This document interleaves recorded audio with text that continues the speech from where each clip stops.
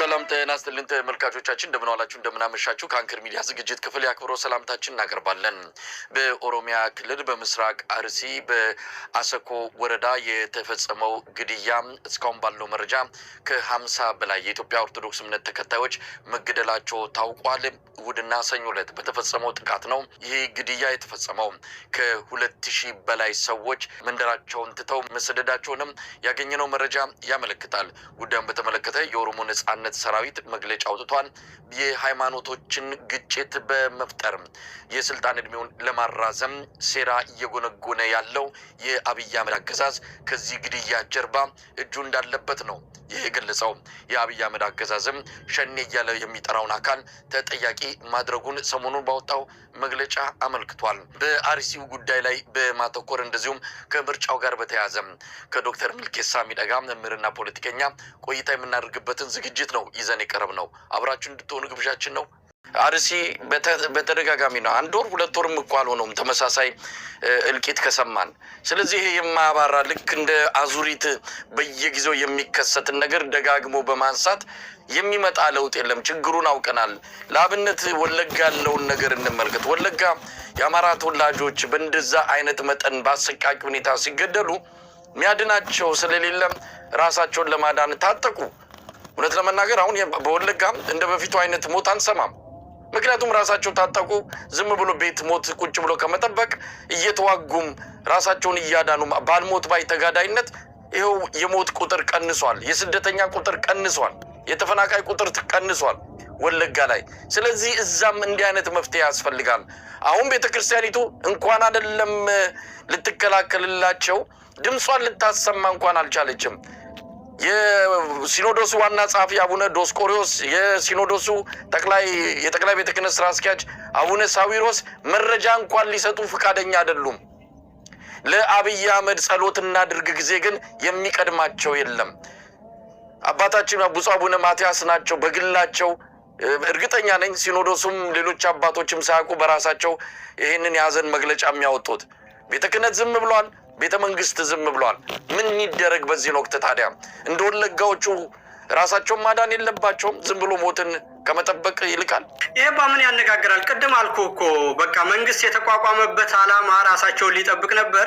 እንደውም ያ መንግስት የተሰጠውን መሳሪያ ይዞ እኛም መግደል ከሆነ ለምን ሞቱ ብሎ በጋራ ለመጮህም የሚያደርገውን ከሆነ ራስን አደራጅቶ ከገዳዩም ራስን መከላከል ነው። ከሚገልሰው ራስን መጠበቅ ይሄ የተፈጥሮ የዓለምም ህግ ነው። በህግም የተፈቀደ ነው ማለት ነው። በዓለም ህግ በተጻፈው ህጎች መሰረት ራስን መከላከል እንደ መንግስትም ሆነ እንደ ግለሰብ መብት ነው እና ይሄንን ማድረግ ግን እኔ እንደውም ዝም ማለቱ ነው የሚደንቀኝ ማለት ነው። ሰው አለመደራጀቱ እና ዝም ብሎ መሞት አለ እንዴ? ይሄን ያደረገባቸው መንግስት ምናልባት ካለ በሚል ነበረ። ስለዚህ መንግስት አስገዳይ መሆኑን ካወቁ የመጀመሪያ ራስን ተደራጅቶ መከላከል፣ ከዛ በኋላ ደግሞ የመንግስትነት ስልጣኑን ፖሊሱን፣ ደህንነቱን፣ መከላከያውን ለሀገርም ሆነ ለራስ መጠበቂያ ለመዋል ያንን ደግሞ ከባለጌዎች መቀማትና ራስ ተቆጣጥሮ ለሀገር በሚጠቅም መልኩ መዋል ሁለተኛው ነገር ይሆናል ማለት ነው። ሁለቱንም አንድ ላይ የመጀመሪያው ነገር መንግስት ስለሌለ ራስን አደራጅቶ መጠበቅ፣ ከዛ በኋላ ደግሞ መንግስት እንዲኖረንና እንደ ሌሎች ሀገሮች ደህንነቱ ህዝብን እንዲጠብቅ እንዲሆን፣ ፖሊሱ ህዝብን የሚጠብቅ እንዲሆን፣ መከላከያው ህዝብን ከውጭም ከውስጥም የሚጠብቅ እንዲሆን ያንን ደግሞ በቁጥጥር ስር ማስገባት፣ የመንግስትነትን ስልጣን መንግስት የህዝብ ስለሆነ የመንግስትነት ውል ባሉ ሰዎች፣ ትናንት ባለፉ ሰዎች፣ ነገ በሚኖሩ ሰዎች ሁሉ ያለ ቁጥጥርና ዘላቂ የሚኖር ስለሆነ መንግስት የሚባለው ነገር ያንን ደግሞ በዜጎች እጅ ማስገባት እና ፍትሃዊ በሆነ ሁኔታ የሁሉንም የዓለም እይታ በሚያስተናግድ መልኩ ክርስቲያን ይሁን ሙስሊም ይሁን የአማኝ ይሁን የተለያየ ህብረተሰብ ክፍል ይሁን ወንድ ይሁን ሴት ይሁን የተለያየ ብሔር ይኖረው እነዚህ አካላት በእኩልነት የሚኖሩበትን የፍትህ ስርዓት የደህንነት ስርዓት ለማቋቋም መንግስት መሆን የግድ ያስፈልጋል እና ይህንን መንግስትነትን የያዙትን ሰዎች አባሮ የመንግስትነት ቦታን እስካልያዝን ድረስ ለጊዜው ራሳችንን ብንከላከልም እንኳ ዘላቂ መፍትሄ አናገኝለትም። የጋራ መንግስት እስከሌለን ድረስ እንደ አውሮፓ 30 ዓመት እርስ በርስ እንደተዋጉት ስንዋጋ እንኖራለን ማለት ነው እና የጋራ የምንተዳደርበት ደንብ፣ በጋራ የሚጠብቀን ፖሊስ፣ በጋራ መረጃ የሚሰበስብልንና ፖሊስ የሚዋጣልን ስርዓት የሚያስጠብቅልን መንግስት እንዲኖረን ካስፈለገ ራስን መከላከል ከዛ በኋላ ደግሞ የመንግስትነት ስልጣንን መያዝ የግድ ስለሚል እነዚህን ሁለት ነገሮችን አቀናይቶ መሄድ ብቻ ነው። በቃ አሁን መንግስት እንደሌለን ብቻ ሳይሆን መንግስት እንደሚያስገድለንና እንደሚገለን ማወቅ ያስፈልጋል። አሁን የሚጠብቀን መንግስት የለም አይደለም፣ መንግስት ነው የሚያስገድለን። አልሰማሁም ሲለን በሳይ በሌላ አነጋገር እኮ እኔ የተቋቋምኩት ለራሴ ነው፣ የኔን ስም አጠፋችሁብኝ በመሞታችሁ እኮ እያለን ነው እኮ፣ ሌላ አይደለም።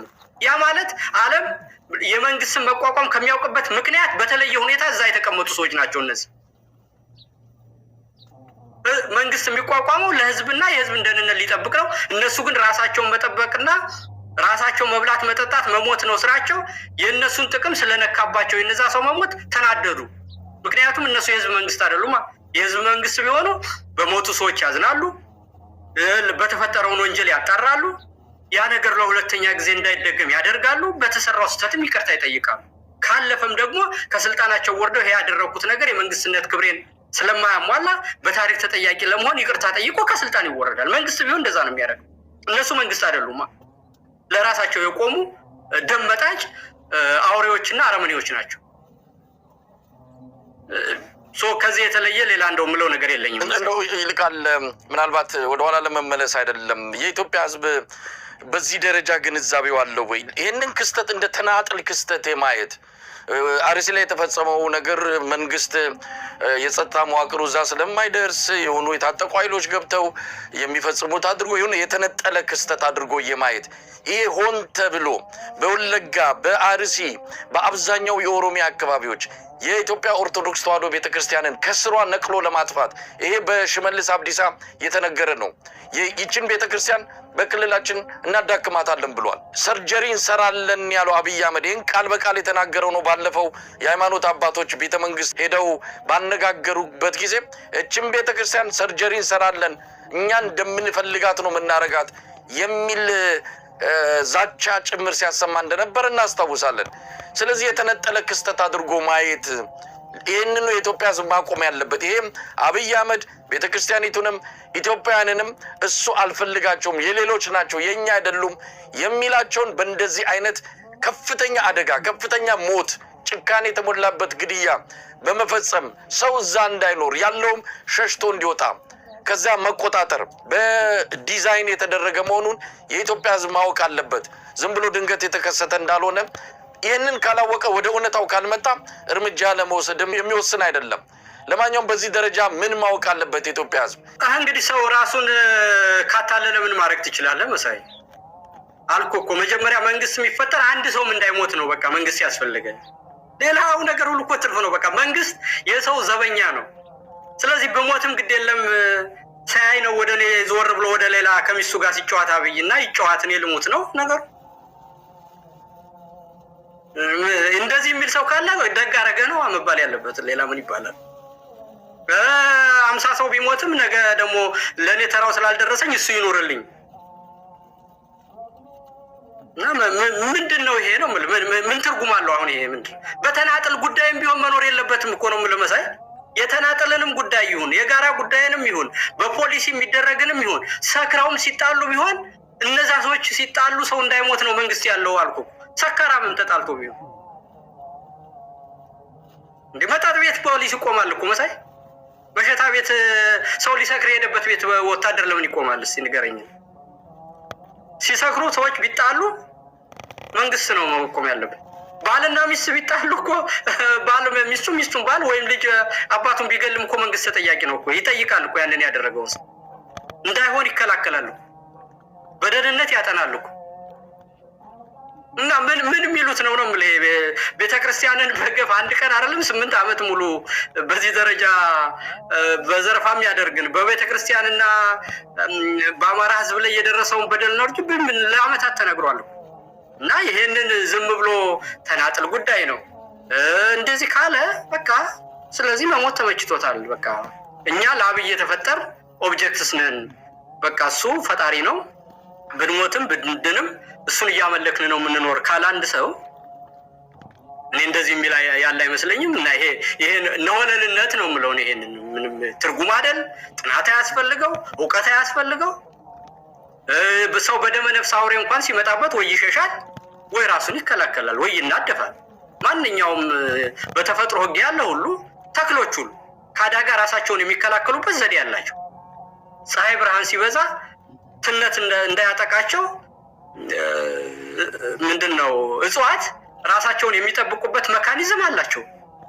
እና እኛ ግን ምንም አያስፈልገንም ዝም ብለን መሞት ነው የሚል ሰው ካለ እኔ ይሄ የአእምሮ በሽታ ነው የሚባለው እንጂ ሌላ ምንም ምክንያት ሊሰጠው አይችልም መሳይ። እና እኔ የተለመደ ነገር ሆነ ማለት ነው።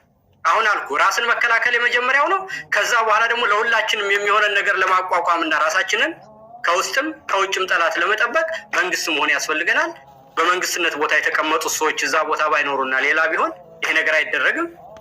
ስለዚህ ያንን ቦታ መያዝ አንደኛውና ዋነኛው ጉዳይ ይሆናል ማለት ነው። ራስን ከመከላከል ቀጥሎ እንደውም ዘላቂ የሚሆነው የመንግስትነት ቦታን መንግስትነትን ለሚያውቁና ህዝብን ለሚያከብሩ ሰዎች በኃላፊነት ማስቀመጥ ያስፈልገናል ማለት ነው።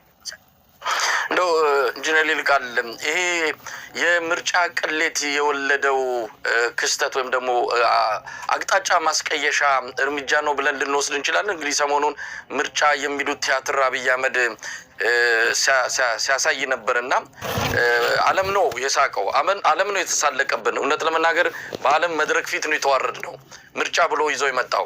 ይሄ በህብረተሰቡ የፈጠረው ስሜት አለ። በተለያየ መረጃ ምንጮች እንዳረጋግጥ ነው የኢትዮጵያ ውስጥ በጣም ድብታ ውስጥ ገብቷል። ምርጫ ባመጣው ይሄ ምርጫ የሚሉት ግርግርና ቲያትር ያመጣው ነገር ስሜቱን ጎርቶታል። ስለዚህ አብይ ከዚህ ስሜት ሰው እንዲወጣ እንዲህ አይነት ነገሮችን ሊፈጽም ይችላል። ይህም ብቻ አይደለም፣ ጦርነት ከትግራይ ጋር ሊከፍት ይችላል፣ ከዋቶች ጋር እንዲህ አይነት ነገር ለኩሶ የምርጫ ወሬ እንዲጠፋ ይፈልጋል የሚልም ነገር አለ። የምርጫ ወሬ ሲባል ምርጫ የሚለውን ነገር እንደው ህዝቡ በደንብ ይረዳዋል ብዬ ነው። የቅሌት ምርጫ ነው የተካሄደው። ምርጫ የሚባል ነገር ኢትዮጵያ ውስጥ አልተካሄደም። ለማንኛውም የምርጫ ቅሌት ማስቀየሻ አድርገን ልንወስደው እንችላለን ነውና ሌላ ምን ትላለህ? አሁን እኮ አንደኛ በሞቱት ሰዎች ላይ አላየንም አልሰማንም ካሉ መንግስቱ ነው። ተመልከት፣ ሲጠየቅ አንድ አካል ቅድም እንዳልኩ ጉዳዩን እናጣራለን፣ ደርሰንበታል፣ እየተከታተልን ነው ብሎ እንኳን ለወጉ ማለት እኮ ያባት ነው ትንሹ ነገር ነው። እና ይህንንም አንልም አንሰማንም ካሉ ወሬው በሌላ መንገድ ወደ ሌላ አቅጣጫ እንዲሄድ አድርገው ነው ለማለት ምንም የሚያጠራጥር ነገር የለው።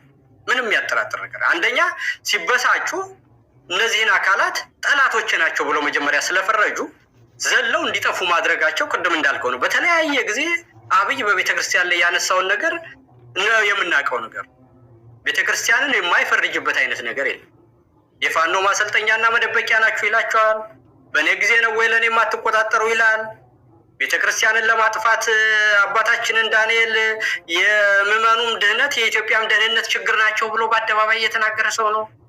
እና ሁለተኛ ደግሞ የደካማነታቸው መጠን አንድን ነገር ዓለምን የሚያዩበት ነገር ነገ ምን ያመጣል ብለው ማወቅ የማይችሉ ነገር መሆናቸውን እኔ በዚህ በምርጫው ሂደት አይቼዋለሁ። መሳይ ቅድም እንዳልከው ማለት የህዝብን የንቃተ ህሊና ደረጃ የማያውቁ በጣም ደካሞች መሆናቸውን እኔ እንደው ምን ብዬ ልንገርልህ?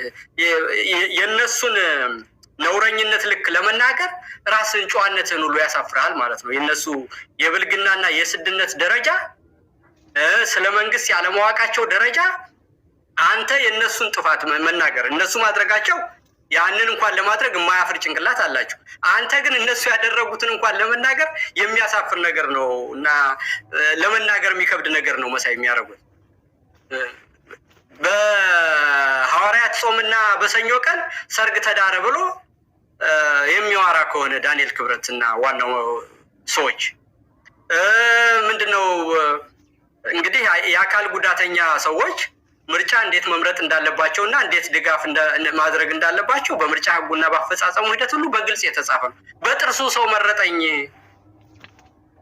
ማለት ምን አሁን ይሄ ምን ሊያደርግ ነው? እስቲ እውነት ንገረኝ እስቲ። አሁን ይህን ያደረገ ደግሞ ልብ በል በሀገሪቷ በሙሉ ጦርነት ታውጆ በኑሮ ውድነት የሚተራመስ ሰው፣ ቀን ከቀን ሰው ታገተ እየተባለ የሚሰማ ሰው፣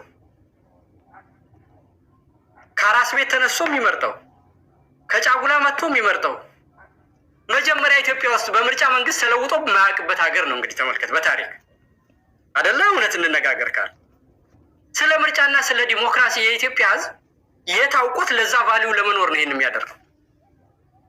የዳንኤል ፍቅር እና ተረት ልቡን ነስቶት ነው ከአባቱ ሞት በልጦበት ሄደው ከልጁ ሞት እና ምርጫ የሚባለው ነገር በኢትዮጵያ ምድር መንግስት ለውጦ የማያውቅ ነገር መሆኑ እየታወቀ 100%። ሀገር ደግሞ በጦርነት እየታመሰ እና ይሄንን ሸጋ ነገር ነው ታምር ሊያመጣልኝ ነው ብሎ ሰው ከቀብር ሬሳ አጋድሞ ወይም ደግሞ የአካል ጉዳተኛ የሆነ ሰው በምርጫው ህግም እንኳን ድጋፍ የሚያስፈልገው ቢሆንም አይ ያንትቶ ለኔ ቴሌቪዥን እንዲበቃ በጥርሱ መረጠኝ። በህጉ እኮ አለ እኮ ምንድነው የአካል ጉዳተኛ የሆኑ ሰዎች ድጋፍ የሚያደርግላቸው ሰው ኑሮ እንዴት መምረጥ እንዳለባቸው በህጉ የተቀመጠ። አይ ያ ለዳንኤል ፕሮፓጋንዳ አይመችም። በጥርሱም ሄዶ የዳንኤልን ፍቅር ሲያሳይ መሆን አለበት። ያ ማለት ምንድነው? ይህንን የሚያስገድልን መንግስት ለመምረጥ የኢትዮጵያን ህዝብ እንደዚህ በእጁም በእግሩም የሚያስኬድ ምርጫ ነው የማስኬደው። ይህን ሲያወራ እንግዲህ ማን ይሰማኛል ተብሎ ነው እንዴ? ክወናና ቲያትርም እኮ አንድን ህዝብ ለማስተማር መሳይ ከእውነታው ጋራ በጣም ያልተፋታና በህዝብ ውስጥ ያሉ ነገሮችን በአርትና በስዕል መናገር ነው። እንኳንስ ፖለቲካንና እውነትን ለህግ ችግር መፍቻ ዘዴን ይቅርና ቲያትርና አስቂ ቀልድ እንኳን ኮሜዲ ሲሰራ ከማህበረሰቡ የዕለት አኗኗር ጋር በጣም ያላፈነገጠ መሆን አለበት። የሚነገረው የህዝብን ስሜት፣ ባህል፣ እሴቶች ያልናደ መሆን አለበት። ይሄ ምን